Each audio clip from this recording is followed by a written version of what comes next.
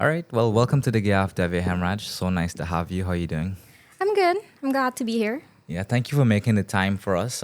We have been dying to speak to some science-related people. So many of the things lately have been, I guess they're more like politics stuff. We get a lot of politicians and just people of, who are like do a ton of random things in society. But I always think it's so important to have more science-based people to have conversations that we don't usually get like in the public space. Yeah, So I have a appreciate your balance. time. Exactly. Well, just to start, could you just tell us what your official title is, your occupation? Well, I'm a curator at the University of Guyana Center for the Study of Biological Diversity. I'm also attached to the Department of Biology, where I'm a lecturer. And apart from that, I'm a PhD candidate at the University of Louisville in Kentucky. So I try to balance all these things, working, studying. Yeah. But Nice. that's, So you're doing your PhD now. yes, I'm currently doing Okay. my PhD. Gotcha. What's a curator?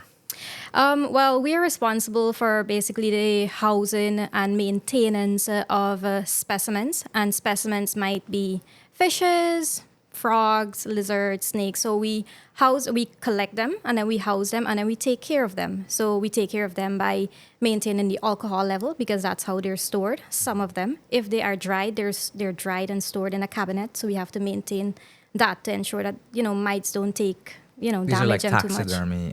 Taxidermy, yeah. Gotcha. Nice. How many species do you have on display? A lot. So it's the largest repository in the country. So it's not set up like a museum This is at the per se. University of Guyana. Yeah, Right. it's Okay, it's gotcha. set up as a repository. So everything is on shelves. You could go in and you could just view every single thing at the same time. We don't have to take things out for you to see Oh, gotcha. because it's just like a library.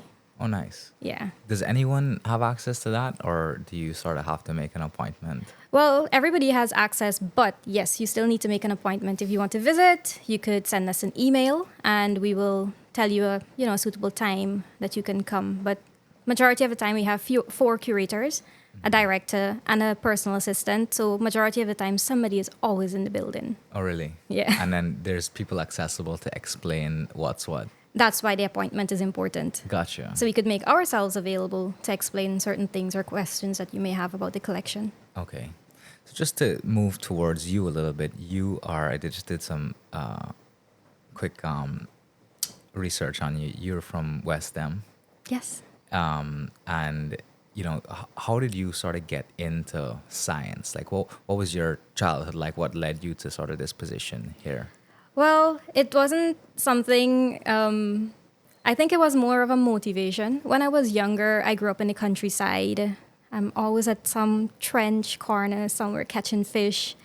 And I would collect these things and they all look the same to me. And With a cast net or rod? rod and reel. Oh, nice. Okay. But I wouldn't even say it's a rod and reel, it's a hook and line.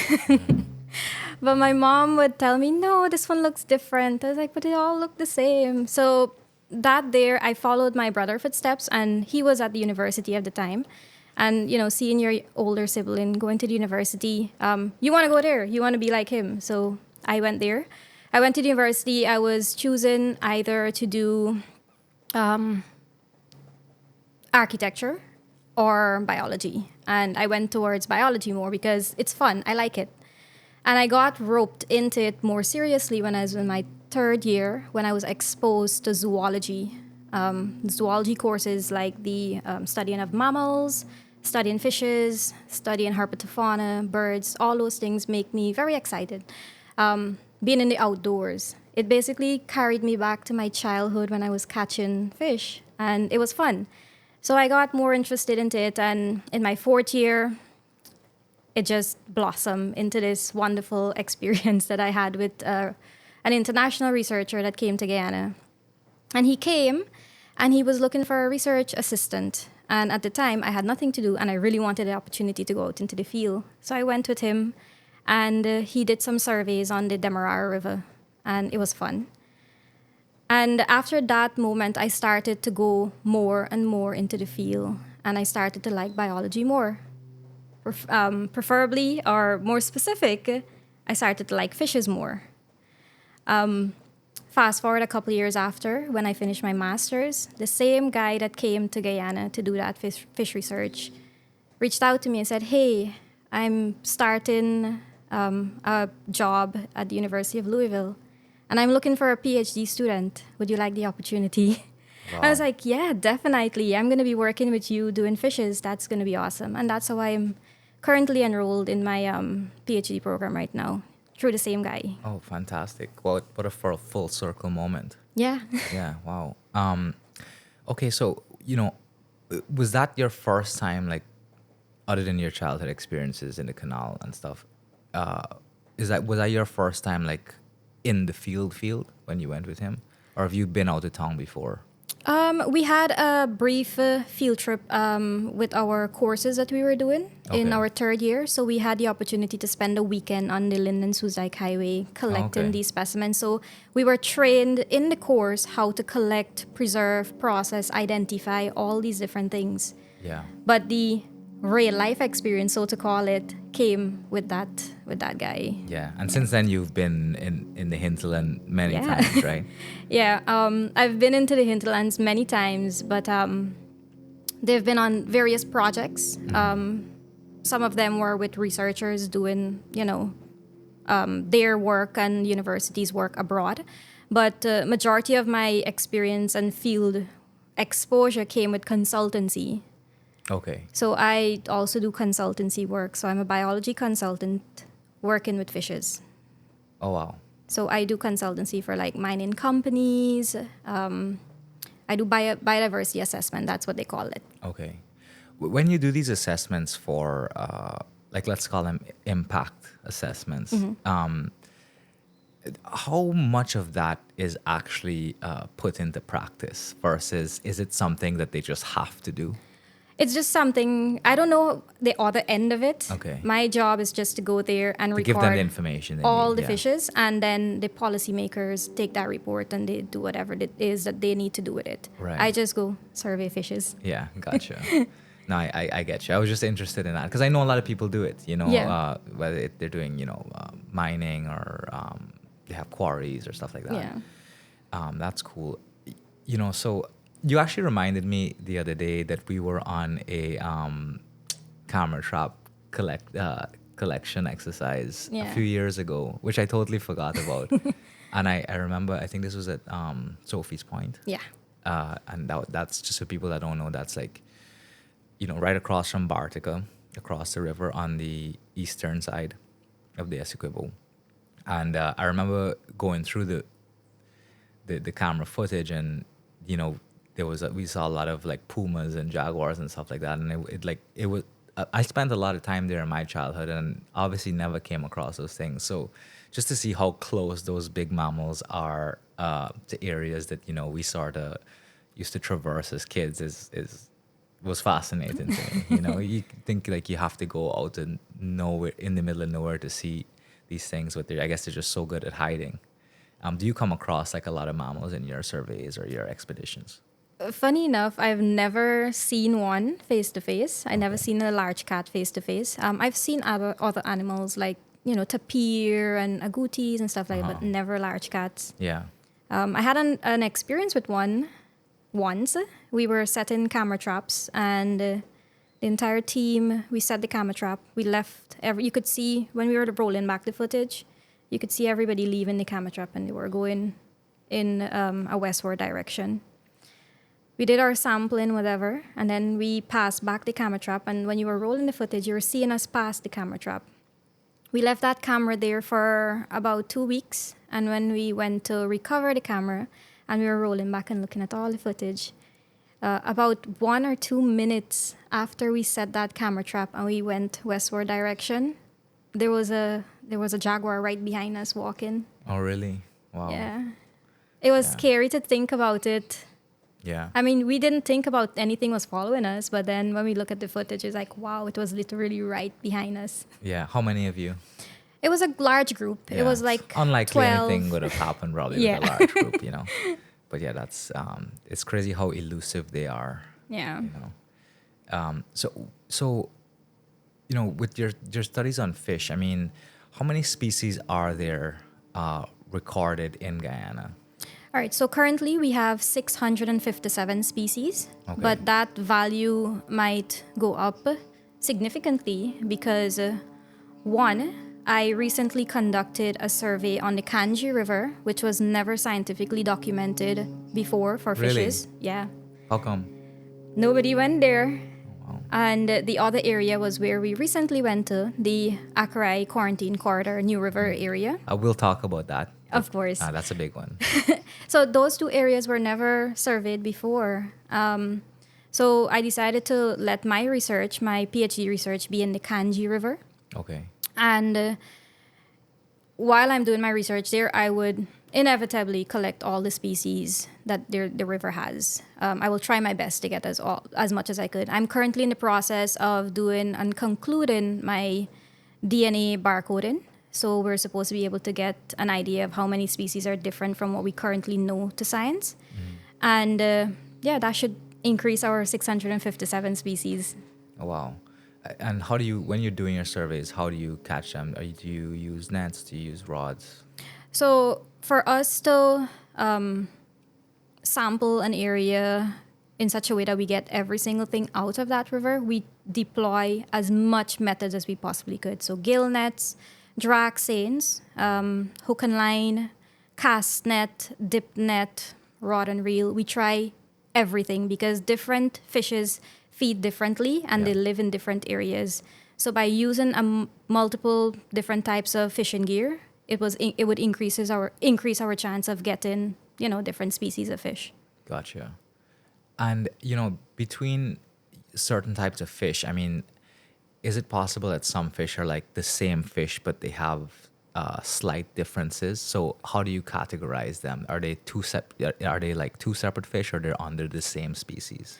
So some fishes have we call them dimorphic because they are the same individual, the same species, but one might be male, one might be female, or one might have bright colors and the other have dull colors, showing the different, or 1 year they might be dull, then the next year they might be bright. Pacus are a perfect example. That shows mating season.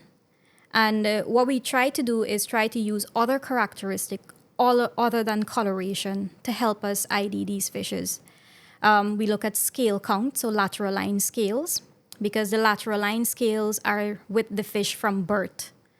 So that there is something that's etched into that fish. So we look at lateral line scales, we look at fin rays count, we look at teeth. There are different other morphological characters that we look at.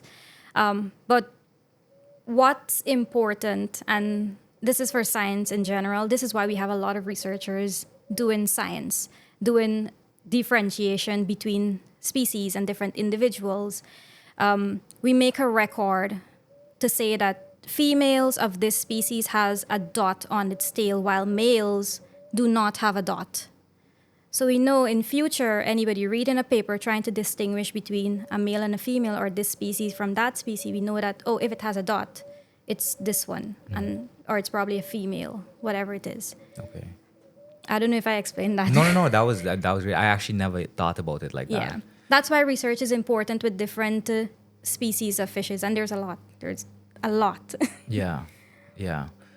So how long have you are you concluded your research on the kanji? I have finished my field season, yes. So that means all your practical is done. Oh, my practical is done. How long It's did just that lab take? work. I did 3 trips to the Kanji River. I was there 2 times this year, so March and November, and I was there last year. So 3 field seasons. And how many species have you collected, and how many of those were unrecorded? So I wouldn't be able to say at this point because I haven't finished looking at my sequences as yet. It's still with the lab. As soon as I get those sequences back, I would be able to compare to what we already know. Okay. And that would be able to tell me exactly how much we have. Okay. Just given the ecosystem or the environment, was there anything unique about the Kanji River that you've not seen before? Yes. We've seen a few weird things. We call them cryptic. because the Kanji part of the Kanji is connected to the Corentyne River, and the Corentyne River is shared between Suriname and Guyana. So we might have a few Surinamese species in there that are new records for Guyana. So I'm excited to see what that looks like. Yeah. I guess you'd think, though, that the same species in Suriname would be in Guyana as well, no? Just because of the similar, we're right next to each other. We kind of share the river, water, and then, there's not much difference. Well, they One are. country away. Yeah, they are. There are a few species that are shared between the two countries, of course. And we have recorded it already, but we haven't recorded the ones that we have in Kanji as yet. Okay. So now we're going to be able to record that to see how much we have in common with the Surinamese fishes. As someone who's like an expert in fishes and that type of study and has had a lot of the experience you've had, what would you sort of say to Guyanese that, is the importance of the fish in our rivers? Well, fish is one of the main protein sources, right? And it just doesn't, and I don't know, just saying, a lot of people would normally go for the top predators. The fishes that feed at the top because they're bigger, right? You want more meat. Yeah. But it starts with the bottom of the food web. It starts with the plants. It starts with the algae. Because those are what the little fishes are going to feed on, and then the medium-sized fishes feed on those, and so on and so on. And that is what builds up the food web, right? But it's important for us, you could see the repercussions. It's important for us to maintain the primary producers that are in the river. So clear waters, fresh flowing waters would allow sun to penetrate the water and will allow photosynthesis to happen with the algae and the aquatic plants. And that's what the other fishes are going to feed on. And if you are to disrupt ecosystems, so let's say the water becomes murky or it becomes turbid, the plants are not going to get that sunlight anymore. The little fishes have nothing to feed on now. What would cause murkiness and turbidity? Disruption to habitat, land alteration, anthropogenic activities, basically. And that there is going to disrupt little tiny fishes' homes. They're not going to have any food. They're going to have to go other places to look for food. And so will the bigger ones and the bigger ones and the bigger ones. And then your top predators, when you go fishing, you don't find any of your fishes that you target for food. Aymaras are gone. Catfishes are gone. Where are you going to get them now?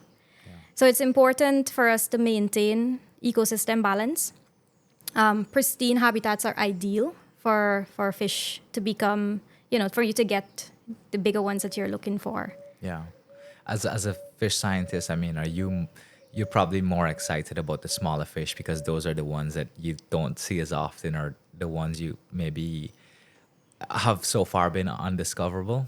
Is that right? I get excited with the tiny ones, but the tiny ones are so hard to identify. Yeah. And it takes a lot of work because with the tiny fishes, you have to look at their teeth.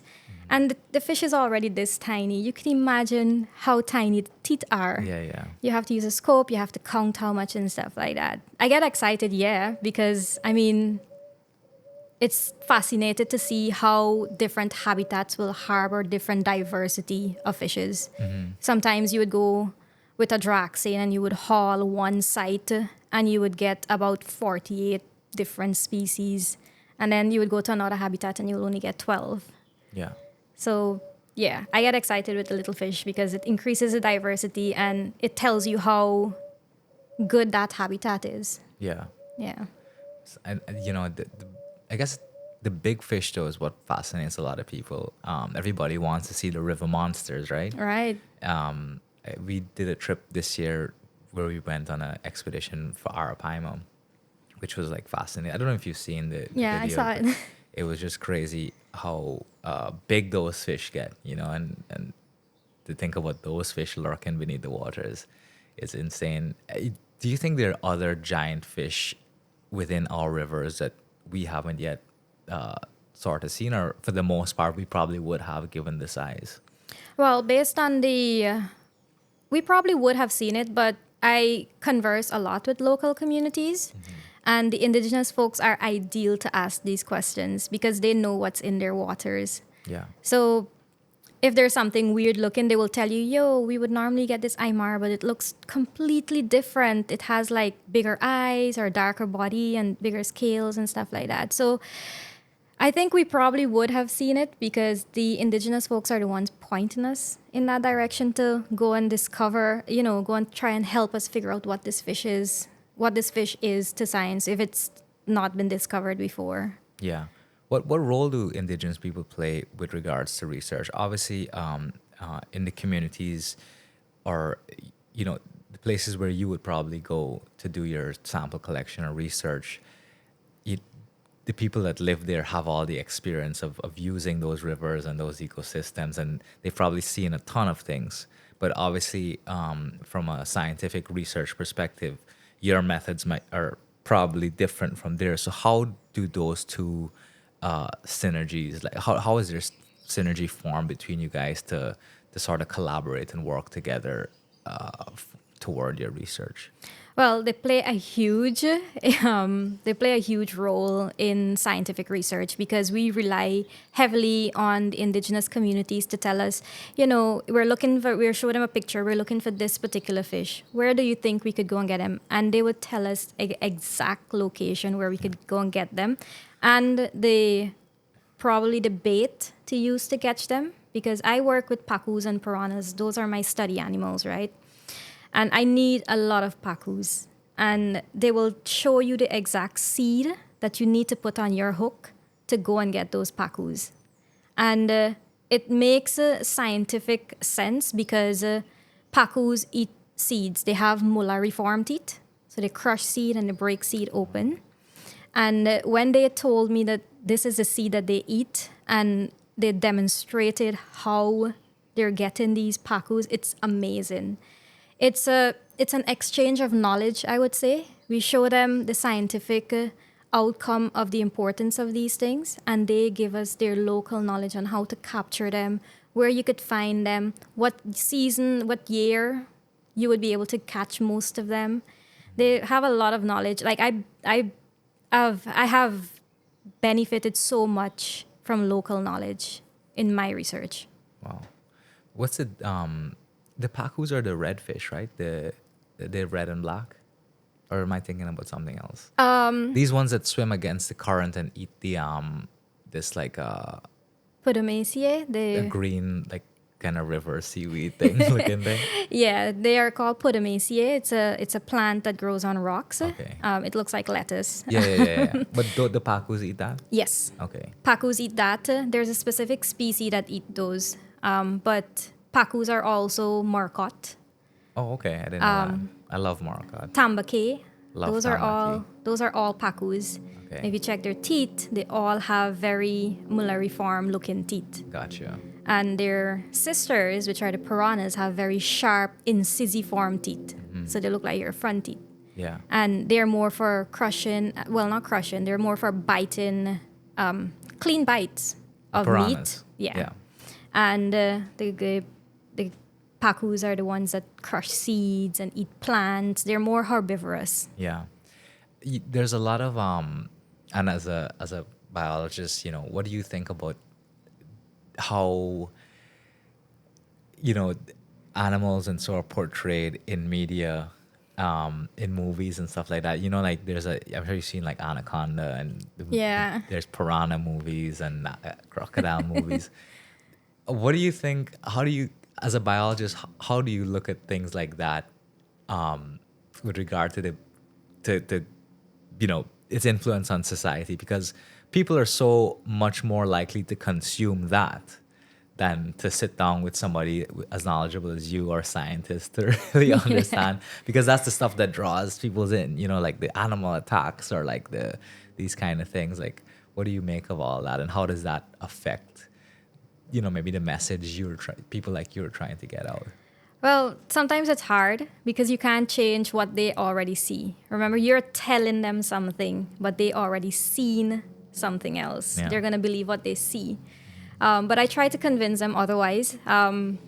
these animals don't behave the way that, people are trying to portray them. It's hard sometimes to do it, but a little bit of encouragement is like, all right, let me explain exactly why a piranha will not do that. Yeah. But yeah, there are different approaches. With little children, it's harder because Yeah. they're already made to believe that this is how it's supposed to be. Piranhas are supposed to attack you and devour you. Snakes are supposed to crush you and consume you. But it's hard for you to go against that and say, hey, they're not, strong enough to do stuff like this. Once you're with a group, you should be fine. Don't go and harass the animal. The animal will not just attack you just like that. It's there. Leave it alone. Yeah. Like, that's the main thing here. Just leave it alone. Just don't trouble it, and it will not trouble you. With regards to piranhas, though, what is the biological instinct of piranhas? Because I have been, they haven't killed anyone that I know, but I have been with people who've been bitten. Yeah. Yeah, I was on a fishing trip one time, and a guy took a piece of his toe. It wasn't that bad, but it looked kind of gnarly, And how do those fish sort of operate? With regards to their aggression or the interactions they may have with humans. Well, piranhas are very territorial. Okay. So if they have a nest and they have a bunch of babies and eggs and stuff and they're guarding it and you are to disturb that nest or disrupt that nest, they will retaliate like any mother would, right? Sometimes you might be dangling your toes. They might think it's a piece of meat and they would attack it. But they're not going to just attack you in schools like the movies would put forward. Yeah. They don't attack you in schools. Sometimes they really like carcasses. So if there's something dead floating around in the water, they will go for it. But if you are in the water and you're moving around and swimming around, they're not just going to, attack you in a school and just leave your skeleton there. Yeah. The classic Hollywood piranha movie. Yeah. Wow. Okay, cool. Good to know. So moving forward, I saw there was recently a newsroom piece on you. Really nice. You gave a presentation the other day at the Humaniana on the results of your field survey in the what was it? The New River Triangle region. It's called the Acari-Corentyne Corridor. Okay, the So- Acari-Corentyne Corridor. Where is that? So that's in the southeastern part of Guyana, I would say. It's that little leg of Guyana. It was amazing to go there. We have a publication out. It's Taporn et al. 2022. There is a map in that publication. And if you were to look at that map, we have black dots on all over Guyana that we have sampled fishes. But that part, the Acari-Corentyne Corridor, remains empty. Why did you guys go there? So the government is hoping to expand that area into a protected area. It's ideal. There's some biodiversity there that we've never seen anywhere else. Apart from how many new species of fishes that we documented and new records of fishes that we have documented for the country, it also has all the giants of Guyana. So the giant, the jaguar, the giant anteater, and so on and so on. All the giants are there. It's pristine. There's no disruption whatsoever. It will be ideal for a protected area. But yeah. Why do you think people haven't gone there? And are there any indigenous tribes that live in the region? Yes, there's. We worked alongside three communities: the Parbar community, Cashew Island, and a portion of Connaissance was a part of the Rapid Inventory as well. Those are all YY Yes. groups? Yeah, YY, and some of them are mixed with Trio, which is a tribe from Suriname, Okay. and a few of them are Wapisianas as well. Okay. Wow. Yeah. Nice. So yeah, tell me about the experience. You guys, obviously it wasn't just a fishing research team that went in there was a number of you. Yes, we tried to cover as much taxa as we could. So we had a mammals team, a herpetofauna team, plants, birds, a social team because there are indigenous communities there, and geology and fishes. Okay. Yeah.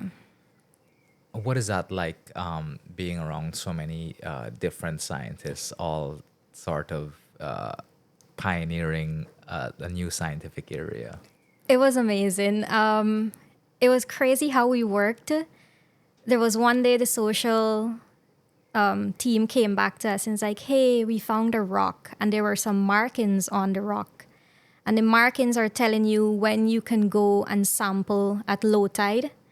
There were like drawings of where you can go fishing when it's low tide. And it was there for how many years? And the social team saw it. And obviously they came quickly back to the fish team and was like, hey, we have some knowledge for you. But it was cool because there's a lot of disciplines that's interconnected. So there's something that connect us with the bird team or something that connect us with the plant team, especially because plants overhanging riparian helps with fish diversity and fish community. And I mean, the collaboration between the different taxas was phenomenal. Yeah. Wow. And how long did you spend out there? We spent 21 days and we had 3 different camps. So we tried to spend 5 days at each camp and we had a few traveling days in between. Okay. Any hairy experiences given the fact that it's sort of in the middle of nowhere? There's no medical resources readily available, like hospitals and stuff like that. I mean, like, when you're in the field, things can sometimes get a bit scary or hairy. Yeah. Well, we took all necessary measures to remain safe. Yeah. So we don't do anything too drastic. If we are going over a little rapid, everybody comes out of the boat and we just push the boat over or let the boat captains, because they know the channel, they push the boat over and then we go back in. We ensure that we had our life jackets at all time. The herps team, everybody that was doing terrestrial work, they remain vigilant of their surroundings. So they take all the necessary precautions that they could. Like for snakes and stuff like that. For snakes and everything. Well, the herps team were kind of looking for the snakes. Yeah, sure. Yeah. But we had our mosquito repellents and everything else. We took all of our personal medications that we might need in case of an emergency or so. We had the most that we had was blisters. Yeah. The mammals team, they walked for miles and miles and they came back. Their entire foot was so blistered. Oh my God. I felt so sorry for them, but that was the worst that we had. And everybody had ticks, but... Oh, really? Yeah, there was a lot of ticks there. What causes ticks to be, in certain areas? Like, I have no idea. Gotcha. I have a feeling it has to do with the dry season, but I could be wrong. Yeah. But the ticks were so much. Every day, everybody's just itching all over. We were at the writing workshop a week after when we came back out into the field. We sat down as a big group and we write the report up.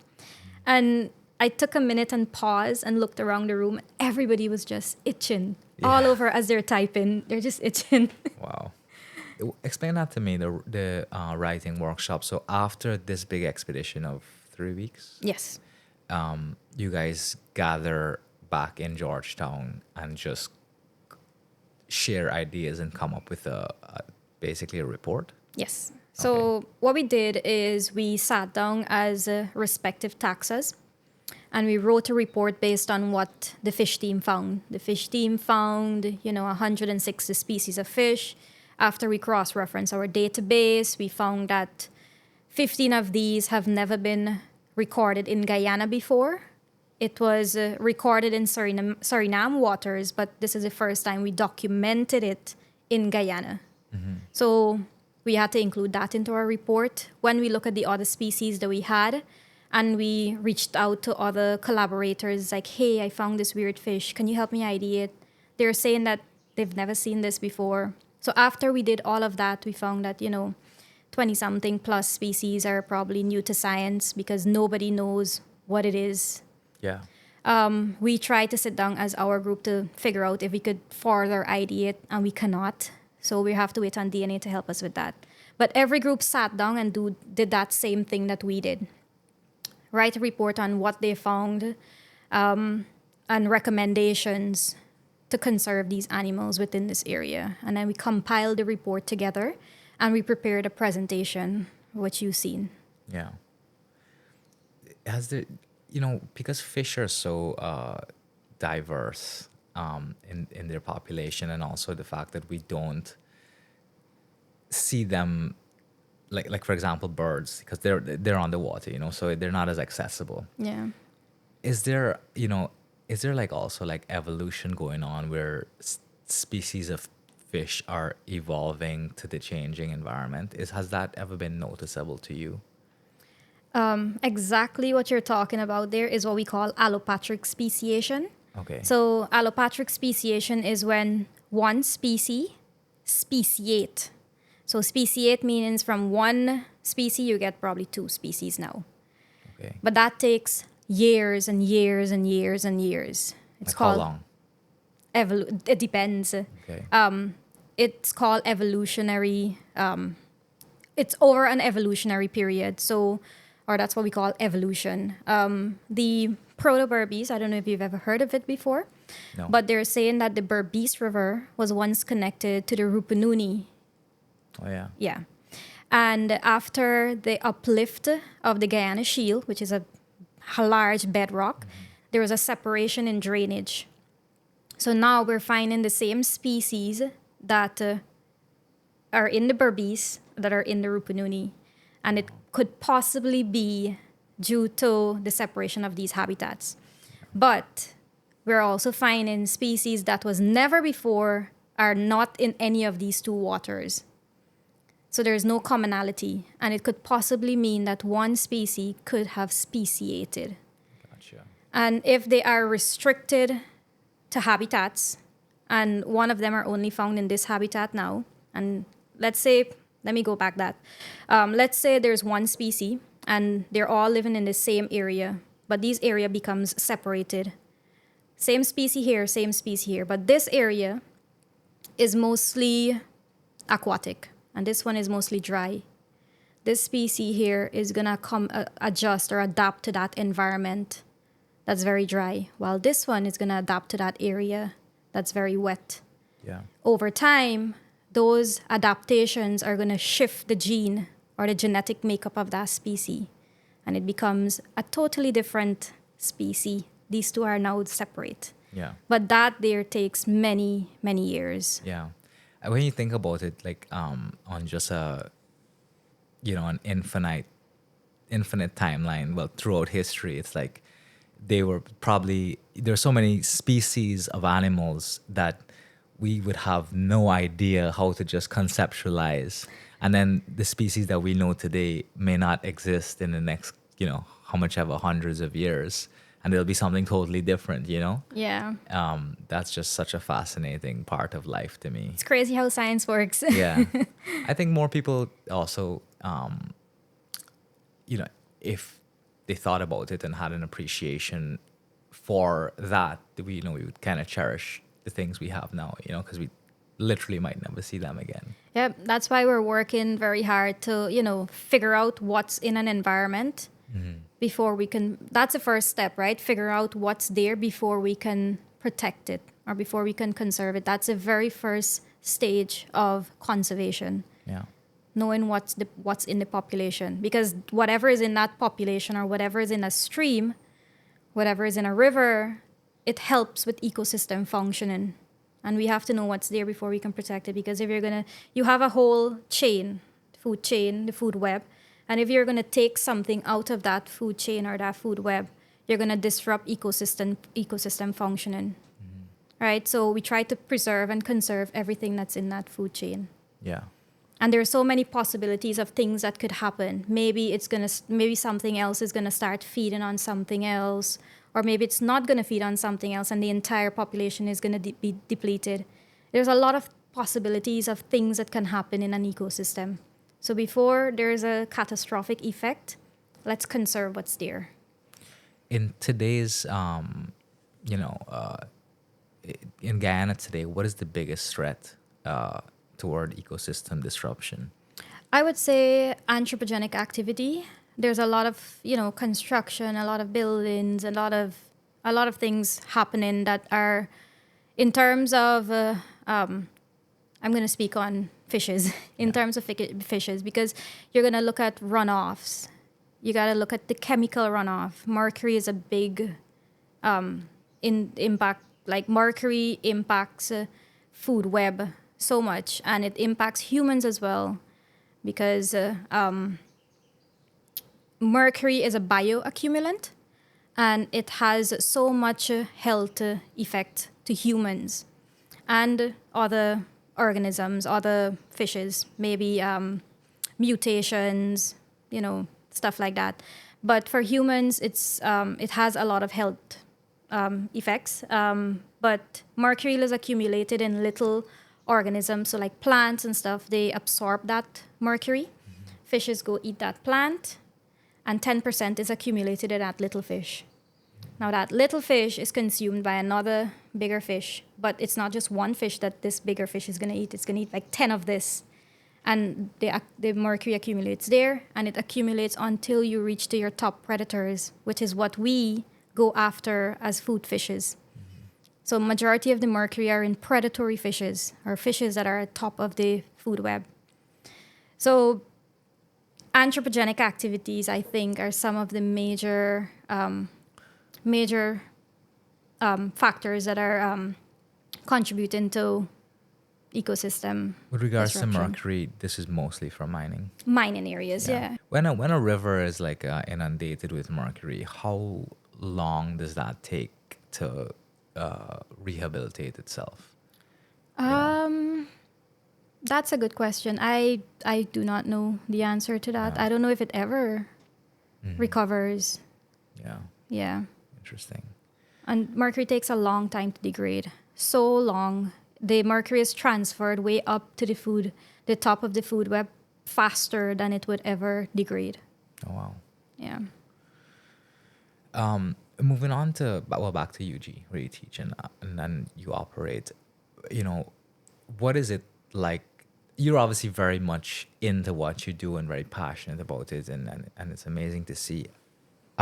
What is your take on this current generation and their enthusiasm towards science? Obviously, there's lots of distractions today, and I'm not saying every student or young person is distracted or consumed by whatever, but what is the general outlook towards science and conservation and being informed with regards to ecosystems and natural environment? Well, to be honest, I haven't. Over the years, I've started to work at the university since in 2017 to now, and I don't think it's too long, but I still see a drastic decline in the enthusiasm of our younger generation. It's not there anymore. We rarely would find students that are like they really want to get into biology, they really want to get into the fieldwork. We barely have just a handful of students now. Back in the day, we had to, if there was a researcher coming in the country and they needed student volunteers, we had to ask for applications and vet those students. Now, there's just like 2 or 3 students that we don't have to do anything. We just send them. Yeah. It's so hard. I think one of the reasons is because a lot of students are moving towards more microbiology and biotechnology. I think that's one of the reasons why. Back in the day, our biology program was just general biology. Now we have a new program, so to say, whereby we have different concentrations. So when you get into your 4th year, you are either concentrated into zoology, into microbiology, biotechnology, plant sciences, general biology, and a few other categories. I think there were 6. And a lot of students are moving towards biotechnology, We only have like a small group, less than 10, that's currently in zoology. Okay. Biotechnology, is that, first of all, what is that? And is that like a, are people moving towards that because there's a market for occupation? I think there's a market for the occupation, I think. But it's mostly, genetics, Okay. genomics, and those things, dealing with the tinier part of biology. Sure. But what are you doing with that here? I mean, other than research. Well, DNA has become the new thing. There's something called eDNA, where you could just take a sample of water from the river and you can tell what species of fishes are in there. Oh, really? Yeah. Wow. But you must first have a reference library to know what's there. So while it's a shortcut, I wouldn't say it's a shortcut. I retract that. It's not actually. It's a really good way to supplement actual fish collection. Okay. So maybe we have missed something Yeah. while we're doing our fish collection because we didn't do a method that might have captured a certain fish, but then the eDNA picks it up. So we know that, in this stream, we sampled so many different fishes. We collected so many fish species, and we still missed like 20 because the eDNA picked it up. Yeah. What's the difference between our, availability to resources for research versus like, universities in the U.S.? Is it the technology? Is it the expertise? I'm not saying, I'm not disparaging what we have or the efforts that people here go through. I'm just saying I'm just curious as to what is the different procedures that we are doing here versus the more advanced countries. It's actually a combination of both that you mentioned. It's the exposure, working with a professional, and the equipment. But we're working so hard at the university to ensure that we have both of that now. So one of the things that we were lacking significantly in biology is a genetics lab, which is what we recently opened. I was there for the launch, yeah. So now we have a genetics lab. So now we can do all the sequencing that we would have once sent out samples to do. We could do it in country now. In terms of the professionals, we're getting trained. There's multiple staff under the biology program that are currently abroad studying. And then they're going to come back and they're going to share that knowledge with our students. So we're hoping to build the next generation of biologists. Yeah. How do you think, because you're around students a lot, right? And Guyana is in a unique place right now where we have this sort of rapid development going on. The opportunity now to make money is like at an all-time high, whether you're making the money or not. Yeah. There's opportunity there, right? So how do you sort of encourage young people to stick with the sciences, which have traditionally, unless you're in medicine, Yeah. not really made money, not have had opportunity to monetize their work? How do you convince them to stay in the sciences? Because they're the next generation carrying the knowledge and stuff, but there's just all this opportunity right now to go after business and stuff like that. How is a lecturer or a mentor, how do you sort of deal with that? Because obviously you can't force them to go into something they don't want to do, or how do you reconcile that? Well, first, they did sign up for the biology program. So I just help them find what it is about biology that gives you that drive. Yeah. Because when you're going to work towards whatever drives you, you're not really working, right? You're just doing something that you like. It's fun. Yeah. Find that. When you find that, work in that area and push. And whatever area that they choose, I recommend jobs. It's like these are some organizations that might be able to hire you if you're interested in this. So let's say, for instance, a student came to me and he's like, I'm into fisheries and I want to know about, deal with fisheries management and stuff like that. fishes and fisheries are two different things, right? So I was like, well, these are some organizations that might be able to help you. You can go to the Ministry of Agriculture, Fisheries Department, and you would be able to help, and work within that particular area. That's just one example. It's like whatever they're interested in. Like students come to me, it's like they're into wildlife. They want to work with anything wildlife. It's like there's, wildlife and wildlife management and conservation. Wildlife, the Guyana Wildlife Commission and Conservation Management that they could, go to and work if they're into wildlife. Yeah. What is the difference between fisheries and wildlife management versus actually, the scientific part? Like how the management is just the agencies, right? That start to overlook the exploitation of these kind of resources. So that's fisheries and fisheries management. Yeah. That's more of policies and putting things in place to ensure that we don't overfish and overharvest and stuff like that. Doing fish research is basically looking at the ecology, the biology, taxonomy of fishes. Where do the two meet? What are the synergies with those two bodies? It meets when we understand the biology of a fish and know that it cannot reproduce or it cannot be overharvested, and then we put in fisheries to help manage that particular species. Okay. So they will operate off of your research? More or less, yes. Okay. Interesting. Yeah. Wow. Okay. Yeah. That's all fascinating stuff. Other than your sort of research and your involvement with the university, what other things do you sort of do? In your in supplementary to your profession, what is your life like? Oh my God, it's a lot of work. Yeah. It's a lot of things to balance, but I think I'm just a kind of individual. Like I can't just sit down and not do anything. I try to occupy almost every hour of my day to do something. Yeah.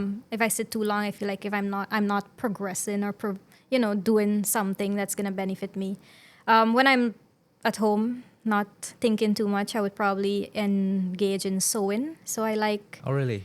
Yeah, I like making gowns and stuff from scratch. No way. That's amazing. Yeah, it just puts my brain at a different place. I focus on what I need to get done with this sewing, and I forget everything, all the noise that's around me. Has sewing been something you've done, in your childhood or something like that? Yeah, my mom had a sewing machine when we were growing up, and she used to sew a lot. She used to be a housewife before she started to work, and even when she started to work, she still used to sew. And every chance I get, I would just go onto the sewing machine and make something, cut something, sew something. What is it about sewing that appeals to you? Like, is it the designing of garments, or is it just like a therapeutic thing? It's a therapeutic thing, but it's amazing how I can take this piece of fabric and turn it into a masterpiece. Mm-hmm. And I like the outcome that couple hours of effort can, produce. Yeah. Wow. That's cool. And what about what other hobbies do you have? Is there anything you do in your free time? This is a young person. Is fishing a cheat answer? Yeah. I have an aquarium that has some piranhas inside actually, but what do you feed it? What do you feed the piranhas? Other fish. So you just like live bait, the smaller fish. Yeah. So I have some tiny. The aquarium is a double tier, so the bottom has like little patois swimming around, and whenever I'm ready to feed the piranhas, I just take one and just drop it to the top. Oh, okay. But I'm gonna move the piranhas soon, and I'm gonna put them in a smaller tank so I can go fishing for other fish, aquarium fish, to put in the top again. Yeah. Because I can't put anything else in there with the piranhas. It's just them. Yeah. Yeah. So I'm gonna move them. Just on that piranha point, what's your take on the splashman situation? There've been multiple reports of piranhas in the lake at Splashmans. Obviously, there've been some incidents. Why all of a sudden would there be piranhas in that water system where, years ago we haven't really seen that? Is that, have they been introduced to the environment, or could that be, from adjoining water sources? I think adjoining water sources might be a problem there. Previously, Splashmans was very small. It wasn't dredged out to connect to the Demerara River before. Well, it was connected, but now there's more access, right? Fun fact, in 2018, my master's thesis was based on the Linden-Soesdijk Highway fishes in those different creeks. I sampled all 9 creeks. And I found one omnivorous piranha, because yes, we have an omnivorous piranha. It's called Pygopristis. That's a genus name. I found one of it in Splashmans, but no other creek had any piranhas.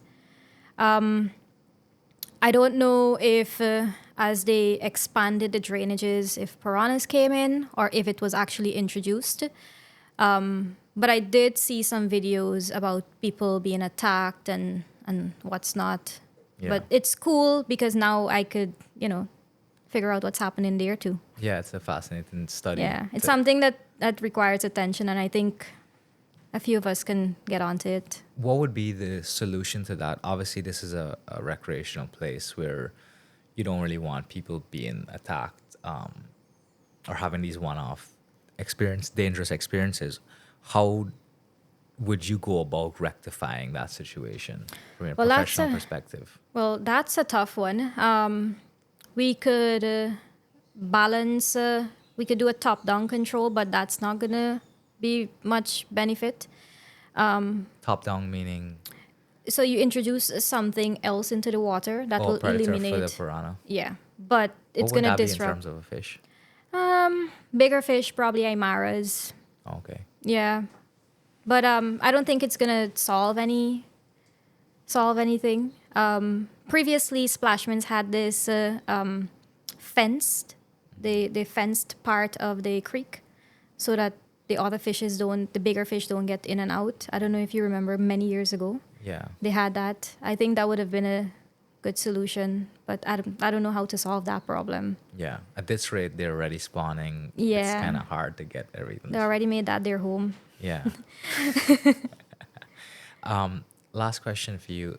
What are some ways we can have, or improve the awareness of like our aquatic species, fishes and stuff like that? I mean, like, obviously, there's aquariums are good. Public aquariums are an idea. How would we go about doing that here in Guyana? Obviously, we also don't want to have, for example, at least I wouldn't have an aquarium with an arapaima in it. You know what I mean? Or just the idea of having a massive creature in a less than sufficient enclosure. Kind of like what the zoo is. Yeah. How are some ways we can get aquatic species out to the public and make them more informed? Well, I'm trying my best to do so by posting as much fish content as I possibly can, myself and my collaborators. That's one way, because a lot of younger folks are on social media, so they're going to see it, they're going to be fascinated by it. But I want to swing back to that zoo idea. When I was a child, that is what fascinated me, or that is what opened me to so many different species of fish. Because when I was younger, the aquarium was working in the zoo. You don't have to catch a large arapaima, but you can have, sculptures of a few, or carvings, I would say, of a few. One of my brilliant idea for the government is when you do the next roundabout, probably have an arapaima in the center. That's a good idea.